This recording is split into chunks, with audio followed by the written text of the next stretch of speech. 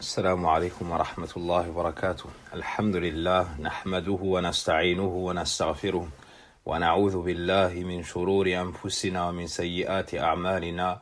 من يهده الله فلا مضل له ومن يضلل فلا هادي له، وأشهد أن لا إله إلا الله وحده لا شريك له، وأشهد أن محمدا عبده ورسوله.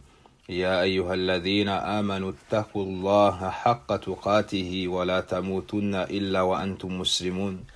يا أيها الناس اتقوا ربكم الذي خلقكم من نفس واحدة وخلق منها زوجها وبث منهما رجالا كثيرا ونساء، واتقوا الله الذي تساءلون به والأرحام إن الله كان عليكم رقيبا.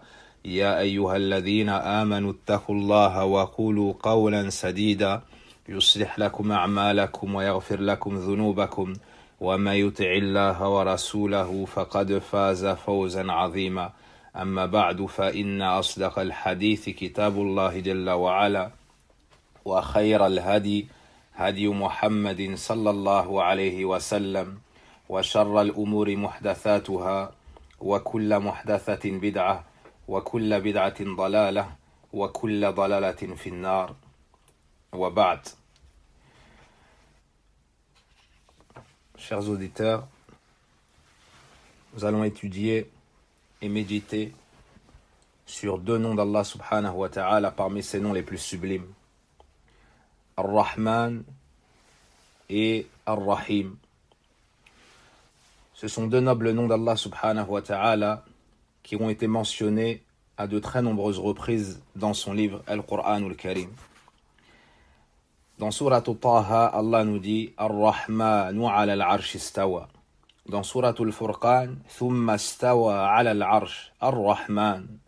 Dans Surat Maryam, Inni akhafu an yamassaka adhabu min Ar-Rahman.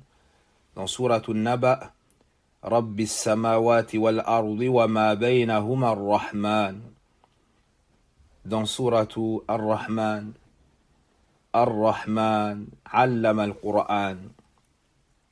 Donc très nombreux sont les versets dans lesquels Allah subhanahu wa ta'ala nous mentionne ces noms, Ar-Rahman ainsi que Ar-Rahim. Pour la traduction des sens approximatifs de ces versets, dans l'ordre respectif cité précédemment, le tout miséricordieux s'est élevé sur son trône. Le tout miséricordieux s'est élevé au-dessus de son trône. Puis, il s'est élevé au-dessus de son trône, le tout miséricordieux. Et dans Suratu Maryam, je crains qu'un châtiment du tout miséricordieux ne vienne te frapper. Dans Surat Al-Naba, maître des cieux et de la terre et des espaces interstellaires, le tout miséricordieux. Et enfin, dans Surat Al-Rahman, dans la sourate qui a le nom d'Allah Ar-Rahman, le tout miséricordieux il a enseigné le Coran.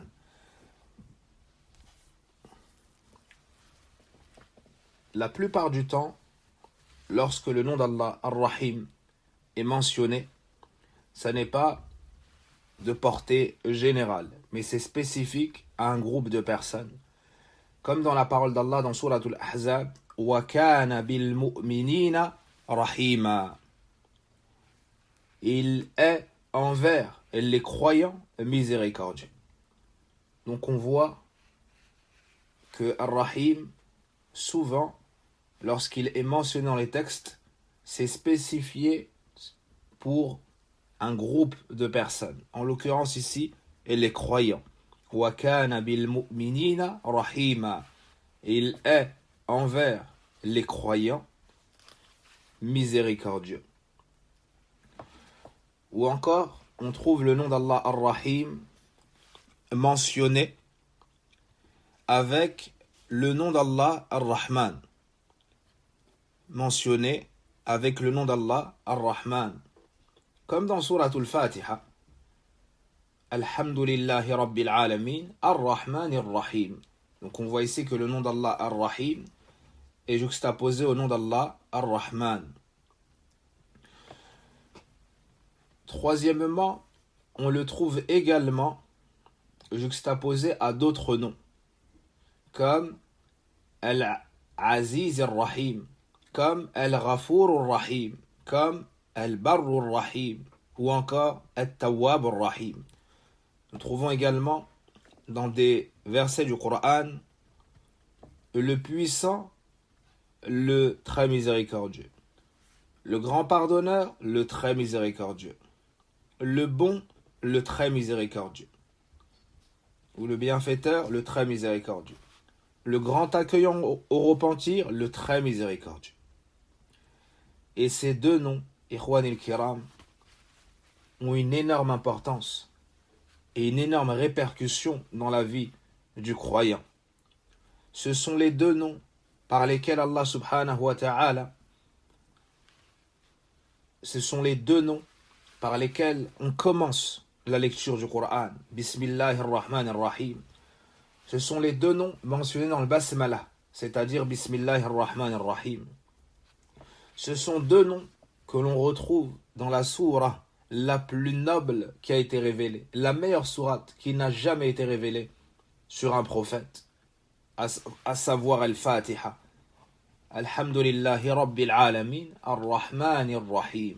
Allah subhanahu wa ta'ala a décidé de mentionner ces deux noms dans le meilleur de ses livres, dans la meilleure des révélations et dans la meilleure sourate du Coran. Il a mentionné Ar-Rahman et Ar-Rahim, le tout miséricordieux, le très miséricordieux. Allah subhanahu wa ta'ala, ce Coran l'a envoyé en tant que guide. Ce Coran l'a envoyé en tant que remède, en tant que guérison, en tant qu'exhortation. Et Ar-Rahman Ar-Rahim, ces deux noms-là ont tous ces attributs. Avec Ar-Rahman Ar-Rahim, compris dans Al-Basmala, Sulayman alayhi salam a commencé son écrit qu'il a envoyé à Malikatou Saba, à la reine de Saba. Et lorsque Jibril alayhi salam descendait sur le prophète Mohammed sallallahu alayhi wa sallam par l'ordre d'Allah pour lui transmettre la révélation, lorsqu'il commençait une sourate, lorsqu'il finissait une sourate et commençait une autre sourate, il mentionnait ces deux noms d'Allah dans la Basmala, Bismillahir Rahmanir Rahim. Ainsi, on trouve Al-Basmala, Bismillahir Rahmanir Rahim, au commencement de chaque sourate du Coran, ou pour marquer la distinction entre toutes les sourates du Coran, excepté Suratu Bara'a, sauf Suratu At-Tawbah, la numéro 9 dans l'ordre du Mus'haf. Et ces deux noms ont été cités à plusieurs reprises dans le Coran. Et chacun a l'attribut de Ar-Rahma. Le nom d'Allah Ar-Rahman est celui qui est doté, celui qui est décrit par la miséricorde, la pitié. On peut traduire Ar-Rahma par la pitié, on peut traduire Ar-Rahma par la miséricorde. Et le nom d'Allah Ar-Rahim contient également l'attribut de la miséricorde, de Ar-Rahma, de la pitié. Le nom d'Allah Ar-Rahman contient l'attribut de la miséricorde qui est en rapport avec son essence. C'est un attribut d'essence. C'est en rapport avec Allah lui-même, subhanahu wa ta'ala. C'est celui qui a la miséricorde parfaite. Et le nom d'Allah Ar-Rahim, c'est celui qui est doté de la miséricorde avec laquelle il fait miséricorde à ses créatures. Donc le nom d'Allah Ar-Rahim, la miséricorde dans le nom d'Allah Ar-Rahim, est celle dont les effets se répercutent sur ses créatures, celle avec laquelle il leur fait miséricorde. C'est pour cela qu'on ne trouvera jamais dans le Coran le nom d'Allah Ar-Rahman muta'addin, yani dont il est fait mention de l'effet qui se répercute sur les créatures, contrairement au nom d'Allah Ar-Rahim. Contrairement au nom d'Allah Ar-Rahim.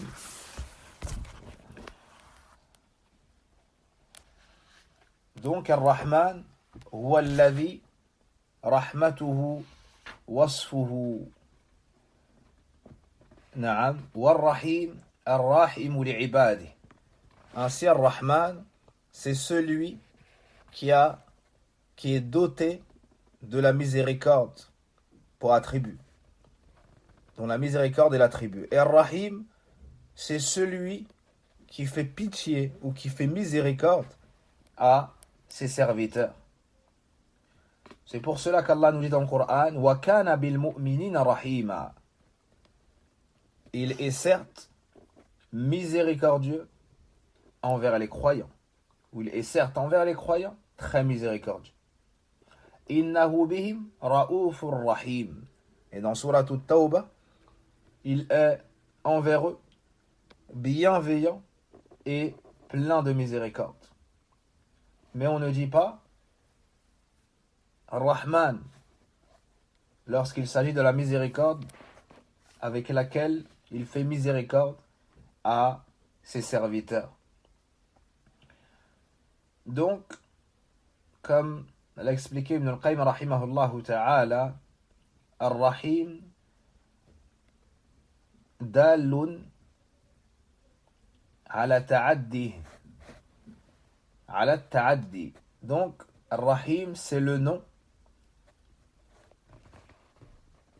qui nous indique qu'Allah subhanahu wa ta'ala fait miséricorde à ses serviteurs. L'attribut se répercute sur la personne, sur la chose qui va être dotée ou qui va être touchée par cette miséricorde. Elle est orientée vers la créature. Et quoi qu'il en soit, dans ces noms, ou de ces noms, nous comprenons que l'ensemble des créatures, que ce soit ceux habitant les cieux, ou ceux habitant la terre, ceux habitant les mers, tout cela, Allah subhanahu wa ta'ala les touche de sa miséricorde. Il leur accorde ce qui leur est utile et profitable. Il les guide vers ceux dont ils ont besoin. Il repousse d'eux ce qui leur nuit et ce qui leur rend la vie pénible. Et tout cela en réalité n'est qu'un effet de sa grande miséricorde, subhanahu wa ta'ala. Il nous préserve des dangers. Il nous soigne lorsque nous sommes malades. Tout le bien émane de lui. Et tout le mal repoussé n'est repoussé que par lui. Wa huwa arhamur rahimin. C'est le plus miséricordieux des miséricordieux. Sa miséricorde a devancé son courroux et sa colère. Personne ne peut rejeter cette évidence, à savoir que la miséricorde d'Allah Azza wa Jal a rempli l'univers, et habite, ces effets habitent le cœur de ces créatures, à un point tel que tu vois la créature avoir envers l'autre créature une immense miséricorde. Elles ont de la compassion les unes envers les autres, à un point tel que tu trouves des animaux féroces, des bêtes, tu trouves des fauves, des animaux n'espérant ni avantage, ni punition, ni récompense, qui eux-mêmes ressentent cette affection pour leurs petits, cette tendresse et cette pitié qui en réalité font partie des effets de la miséricorde d'Allah subhanahu wa ta'ala.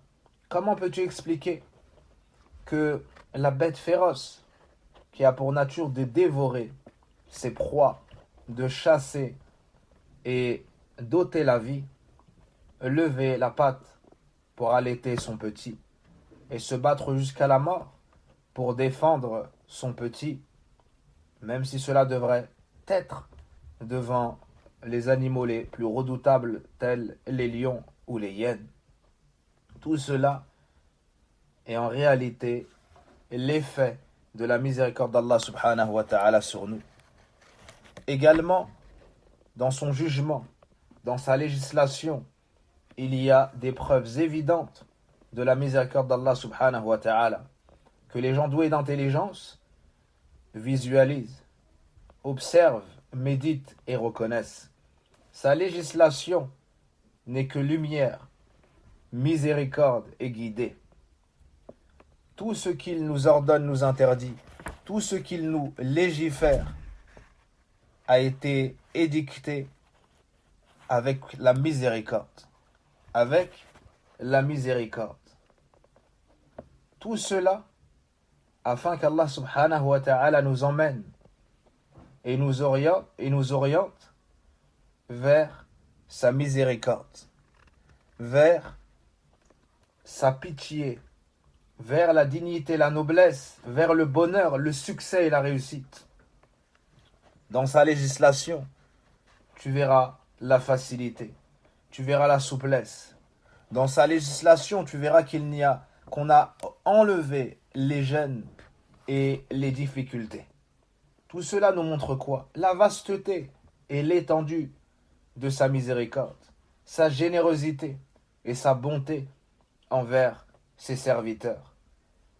Pareillement, l'ensemble de ces interdits ne sont que miséricorde, car elles nous préservent dans notre religion, elles préservent les serviteurs dans leur raison, elles préservent les serviteurs dans leur dignité, dans leur honneur, dans leur raison, dans leurs mœurs, dans leurs biens, dans leur argent. Elles les préservent de tout le mal et de toutes les nuisances.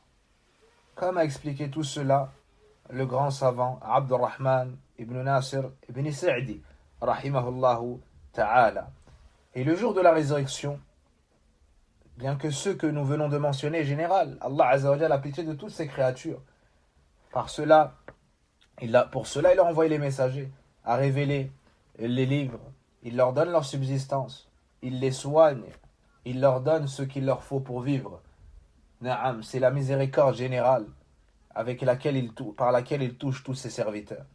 Mais sachez, chers auditeurs, que le jour de la résurrection, Allah subhanahu wa ta'ala réservera sa miséricorde, sa grâce, sa faveur aux croyants. Aux croyants, ceux qui ont cru en lui, ceux qui ont cru en ses messagers. Allah subhanahu wa ta'ala les honorera. Allah tabaraka wa ta'ala leur donnera. Allah subhanahu wa ta'ala leur accordera son pardon, son absolution, l'effacement des péchés. Une grâce et un pardon dans une mesure telle que les langues ne peuvent décrire, ni les esprits l'imaginer.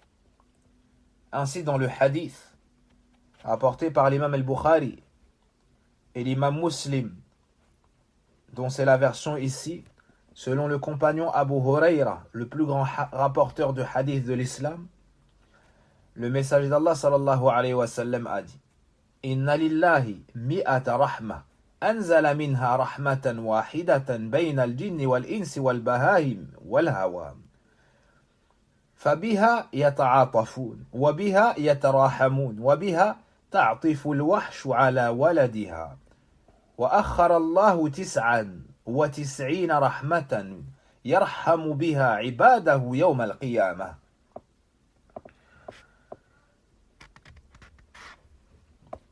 Certes, Allah à 100 parts de miséricorde, à 100 miséricordes, dont il a descendu une parmi les djinns, les hommes, les animaux, ou les bestiaux, et les insectes, Par celle-ci, ils ont de l'affection mutuelle. Par celle-ci, ils ont de la pitié. Ils se font miséricorde les uns et les autres. Par celle-ci, la bête sauvage éprouve de la tendresse pour son petit. Et Allah en a retenu 99 auprès de lui pour faire miséricorde à ses serviteurs le jour de la résurrection. Alhamdulillah ala kamalihi walhamdulillah ala ihsani. Toutes les louanges lui reviennent de droit pour sa bienfaisance. Toutes les louanges lui reviennent de droit pour sa perfection. C'est donc une miséricorde qu'aucune langue ne saurait exprimer, octroyée par le plus miséricordieux des miséricordieux. Il l'accorde de par sa grâce. Il l'accorde de par sa grâce, de par la vasteté de sa pitié et de sa miséricorde. Ils obtiennent, ou les croyants obtiennent l'énorme part.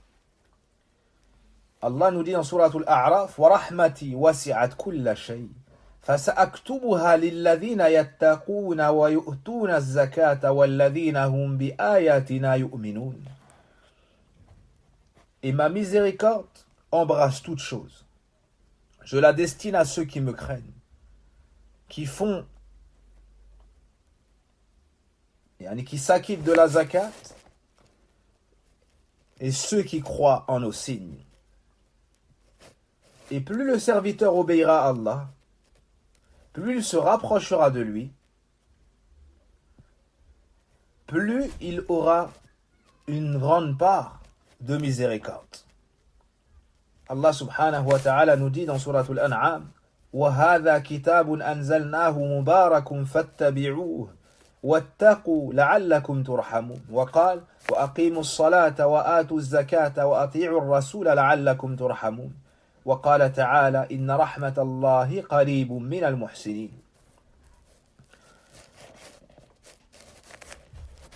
Et voici à présent ce Coran béni que nous révélons. Conformez-vous à son engagement et craignez Allah dans l'espoir d'être touché par sa grâce. Ainsi, la personne qui obéit à Allah, qui se rapproche davantage d'Allah Azza wa Jal, aura la plus grande part de miséricorde. Et on méritera plus que les autres. Et dans Surat An-Nur, et observez la prière, acquittez-vous de la zakat et obéissez aux messagers afin d'obtenir la miséricorde. Et dans Surat Al-A'raf, certes la miséricorde d'Allah est proche de ceux qui font des œuvres salutaires. Allah subhanahu wa ta'ala a plus de pitié envers nous que nous n'en avons les uns envers les autres.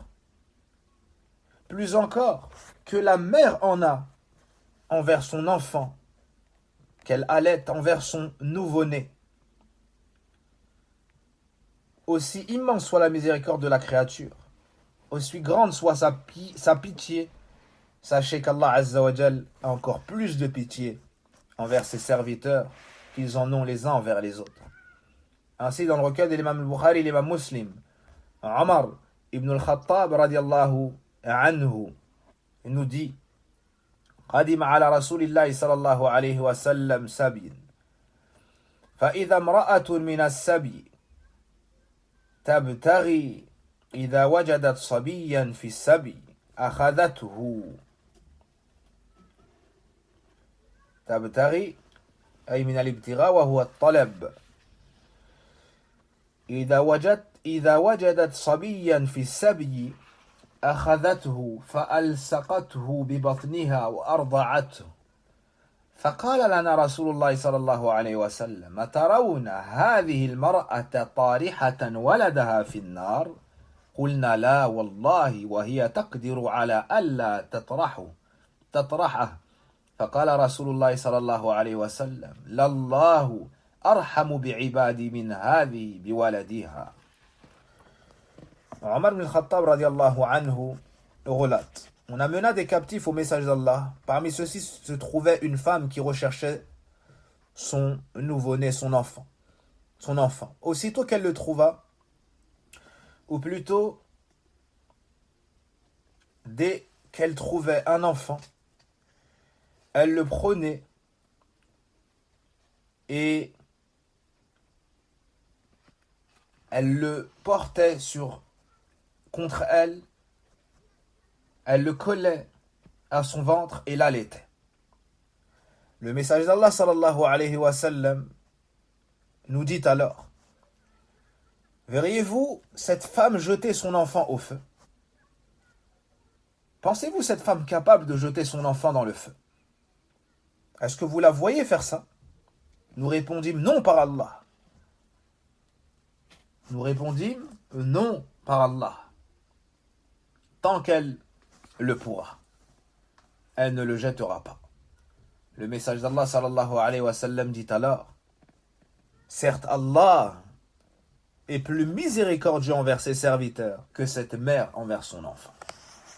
Le prophète alayhi salatu wa sallam nous cite en exemple la plus grande miséricorde qu'on puisse s'imaginer, la plus grande pitié qu'on puisse s'imaginer, la miséricorde de la mère envers son enfant, celle qui fait qu'elle supporte les grossesses, celle qui fait qu'elle lui donne le sein malgré la pénibilité, celle qui fait qu'elle est prête à perdre la vie pour que lui en ait une longue, celle qui fait qu'elle est le seul être à souhaiter qu'une personne soit meilleure qu'elle,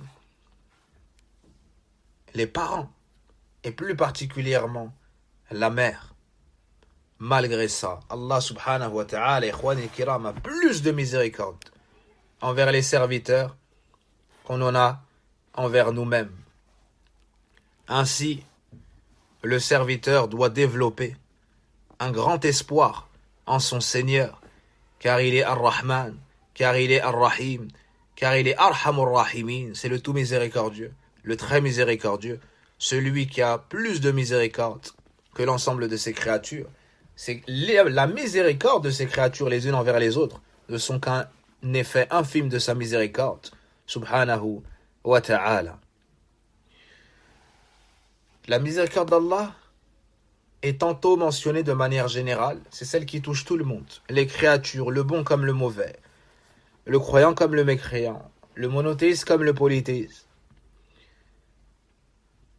Mais il y a une miséricorde qui est que pour les croyants, que pour les adeptes du tawhid, que pour ceux qui se soumettent à lui et lui obéissent. L'exemple de la première est Rabbana wasi'ta kulla shay'in rahmatan wa ilma. Ô notre Seigneur, tu as embrassé toute chose de ta miséricorde et de ta science. Toute chose qui a été touchée par la science d'Allah est touchée par sa miséricorde. Par contre, il y a une miséricorde qui est le fruit de l'obéissance du serviteur. Une miséricorde qui a un lien avec la religiosité du serviteur. Qui n'est pas que dans les choses avec lesquelles on s'unit aux bêtes, comme la nourriture, comme la boisson, comme la famille, comme le lieu de séjour et ainsi de suite. Non, une miséricorde particulière pour les serviteurs croyants. Une miséricorde qui a un rapport avec la foi, avec la religion. Une miséricorde qui a un rapport également avec l'au-delà. Une miséricorde qui fait qu'Allah nous facilite le bien, il nous donne la foi, il nous préserve notre religion. Il nous fait connaître le bien, il nous aide à l'appliquer, il nous fait connaître le mal, il nous en éloigne. Il nous fait aimer le retour vers lui, le repentir à lui. Il nous fait aimer l'adoration, il nous fait aimer la prière. Sortir la zakat, le jeûne, le pèlerinage, malgré la difficulté. Cette miséricorde par laquelle il nous aide à répondre dans la tombe, par laquelle il nous couvre le jour du jugement dernier. Une miséricorde par laquelle il nous couvre nos fautes dans ce bas monde, nous les efface dans l'au-delà. Une miséricorde par laquelle il nous permet de traverser le Sirat. Une miséricorde par laquelle il nous a joints à la communauté du meilleur prophète envoyé Mohammed sallallahu alayhi wa sallam. Une miséricorde par laquelle il comblera les croyants de l'entrée au paradis. Une miséricorde par laquelle Allah tabaraka wa ta'ala sauvera un grand nombre de ses serviteurs de l'enfer. Le prophète sallallahu alayhi wa sallam nous parle de l'intercession qui aura lieu le jour de la résurrection. Alors que les gens seront dans une grande difficulté, alors que beaucoup de gens seront tombés en enfer, alors qu'Allah Azza wa Jal aura ordonné à Adam de sortir sa part de descendance qui ira au feu, alors que Adam aura demandé quelle est donc cette part au Seigneur et qu'on lui répondra sur 1000 personnes, 999. La hawla wa la quwwata illa billah. Sur 1000 personnes, 999. Puis Allah subhanahu wa ta'ala permettra qu'on intercède en faveur de usatul muwahhidin, des pécheurs parmi les monothéistes, des pécheurs parmi ceux qui étaient sur l'islam, parmi ceux qui ont adoré Allah seul d'un culte sincère et ont cru au prophète Mohammed sallallahu alayhi wa sallam. Mais ils ont commis des péchés, ils ont commis de grands péchés, des péchés graves, sans pour autant sortir de l'islam. Ils ont été négligents, ils ont eu de l'insouciance, ils ont défié leur Seigneur en commettant ces péchés-là. Ils ont courroucé leur Seigneur en commettant ces désobéissances-là.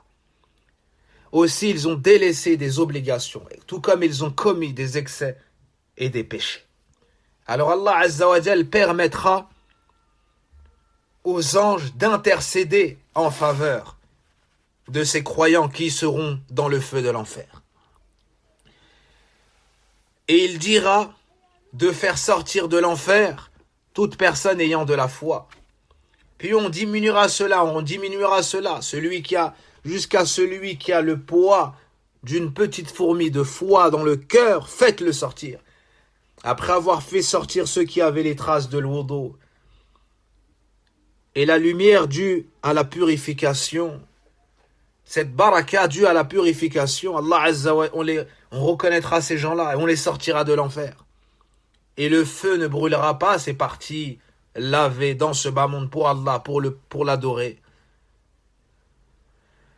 Les gens pieux intercéderont en faveur des musulmans. Ô notre Seigneur, il y a des frères et sœurs que nous ne voyons pas ici. Permets-nous d'intercéder en leur faveur. Allah leur permettra d'intercéder en leur faveur. On sortira beaucoup de gens de l'enfer. Les anges intercéderont. Des gens pieux intercéderont. Le tout après la permission d'Allah Azza wa Jal et son agrément. Que pour les gens qui sont décédés sur l'islam, sur le tawhid, sur la ilaha illallah. Et lorsque tous les intercesseurs ayant reçu la permission d'Allah auront intercédé, Allah tabaraka wa ta'ala, le tout miséricordieux, le très miséricordieux, Arhamur Rahimin, dira Shafa'atil malaika wa shafa'an nabiyyun, même les prophètes intercéderont. Il dira donc, les anges ont intercédé, les prophètes ont intercédé, les gens pieux ont intercédé, les croyants. Il ne reste plus que la miséricorde du plus miséricordieux. Et Allah Azza wa Jal, tabaraka wa ta'ala, wa taqaddasat asma'u, sortira de l'enfer beaucoup de ses serviteurs. À un point tel que des gens croyants, n'ayant fait qu'un bien infime, n'ayant jamais commis de bien, n'ayant jamais fait de bien, et les Arabes disent jamais, pour dire très peu par moment, Allah Azza wa Jal les sauvera, les sortira du feu de l'enfer. Fala ilaha illallah. Ô combien est grande la miséricorde d'Allah. Ô combien est vaste la miséricorde d'Allah. Et lisez le hadith du dernier homme qui sortira de l'enfer, pensant qu'il est le premier à arriver à ce niveau-là, à avoir été sauvé par Allah Azza wa Jal. Cet homme-là traverse le sirat. Il fait un pas stable, puis il glisse et tombe. Puis il se remet debout, il fait un pas stable, puis il glisse, il tombe. il arrive à traverser le Sirat, il se retrouve, il voit le feu derrière lui, il remercie Allah en disant toutes les louanges reviennent de droit à Allah, celui qui m'a accordé ce qu'il n'a accordé à aucune autre créature. Allahu Akbar. C'est le dernier, il pense être le premier. Puis, on lui montre une source d'eau, on lui montre un arbre où il y a de l'ombre. Il invoque Allah subhanahu wa ta'ala. Après avoir loué Allah de l'avoir sauvé de l'enfer, il demande à Allah de lui permettre de s'approcher de cet arbre pour tirer profit de son ombre et avoir de son eau. Allah Azza wa Jal lui permet cela. Puis on lui montre un second, plus loin, plus grand, plus beau. Ainsi il invoque Allah, il lui demande la même chose. Allah lui dit, si je t'accorde cela, est-ce que tu me demanderas autre chose? Il lui dit non, ô bon Seigneur. Allah lui donne alors cette chose-là. Puis on lui montre un troisième arbre, plus beau, plus grand, avec une source. Et il invoque encore Allah. Malheur à toi, ô fils de Adam, n'avais-tu pas pris l'engagement de ne plus rien me demander? Mais Allah l'excuse car il voit devant lui ce devant quoi il ne peut patienter. Et ça se reproduit plusieurs fois. À la fin, ce serviteur, on lui en trouve. On lui laisse entrevoir le paradis. Où il voit au loin la porte du paradis. Il demande à Allah, Rabbi adnini minha, ô mon Seigneur, rapproche-moi de cette porte. Malheur à toi, ô fils de Adam, n'avais-tu pas pris l'engagement de ne plus rien me demander? Mais Allah, Arhamur Rahimin, l'excuse, car il voit devant lui ce devant quoi il ne peut pas patienter. Alors Allah Azza wa Jal lui permet d'avancer à la porte du paradis. Puis il entrevoit l'intérieur du paradis. Il entrevoit l'intérieur du paradis. Et là il demande à Allah Azza wa Jal, ô mon Seigneur, fais-moi entrer au paradis. Malheur à toi, ô fils de Adam, n'avais-tu pas pris l'engagement de ne plus rien me demander? Mais Allah Azza wa Jal l'excuse car il voit devant lui ce devant quoi il ne peut patienter. Puis il lui dit, demande ce que tu veux. Développe tes espoirs et apporte-les-moi. Tamanna. Alors il dit, je veux ceci et je veux cela et je veux ceci et je veux cela, entrer au paradis, avoir telle place, avoir telle chose et posséder telle autre. Et Allah Azza wa Jal lui dit, et cela, il lui rappelle des choses. Arhamur Rahimin, Wallah. Il lui rappelle des choses et le serviteur demande et demande et demande. Lorsqu'il n'arrive plus à trouver quoi demander, c'est Allah lui-même, Tabaraka wa Ta'ala, le miséricordieux. Celui qui a la pitié parfaite, qui lui rappelle ces choses-là. Puis Allah subhanahu wa ta'ala lui dit, serais-tu satisfait si je t'accorde ce que le roi, je t'accorde ce bas monte, et son équivalent plus, et son équivalent plus, et son équivalent plus, et son équivalent plus, et le prophète a cité cela maintes et maintes fois. Allah Azza wa Jalla lui accorde tout cela. Il lui accorde tout cela. Le serviteur étonné dit, ô mon Seigneur, tu te moques de moi alors que tu es le Seigneur des mondes. La hawla wa la quwwata illa billah. Alors Allah subhanahu wa ta'ala dit, alors le prophète a ri en racontant ce hadith et a dit, je ne me moque pas de toi, mais lorsque je veux une chose, je suis parfaitement omnipotent pour la réaliser. Ainsi s'achève ce rappel sur la miséricorde d'Allah subhanahu wa ta'ala. فنسأل الله سبحانه وتعالى بأسمائه الحسنى وصفاته العلى وبأنه أرحم الراحمين الرحمن الرحيم أن يرحمنا أجمعين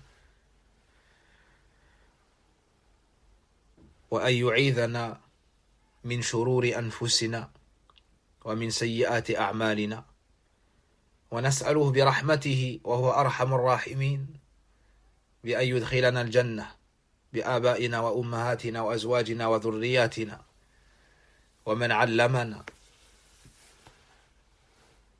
اللهم اغفر لنا ذنوبنا وكفر عنا سيئاتنا وتوفنا مع الأبرار. ربنا آتنا في الدنيا حسنة وفي الآخرة حسنة وقنا عذاب النار. اللهم إنا نسألك الهدى والتقى والعفاف والغنى. اللهم إنا نعوذ بك من البرص والجنون والجذام ومن سيء الأسقام. اللهم ارفع عنا هذا الوباء. اللهم ارفع عنا هذا الوباء وهذا البلاء. اللهم مكنا. اللهم بلغنا رمضان. اللهم بلغنا رمضان. اللهم عنا على صيامه وقيامه. اللهم احفظنا في صحتنا. اللهم احفظنا في صحتنا. أنت خير حافظا وأنت أرحم الراحمين. والله أعلم. وصل اللهم وبارك على نبينا محمد وعلى آله وصحبه أجمعين. سبحانك اللهم وبحمدك أشهد أن لا إله إلا أنت أستغفرك وأتوب إليك والحمد لله رب العالمين.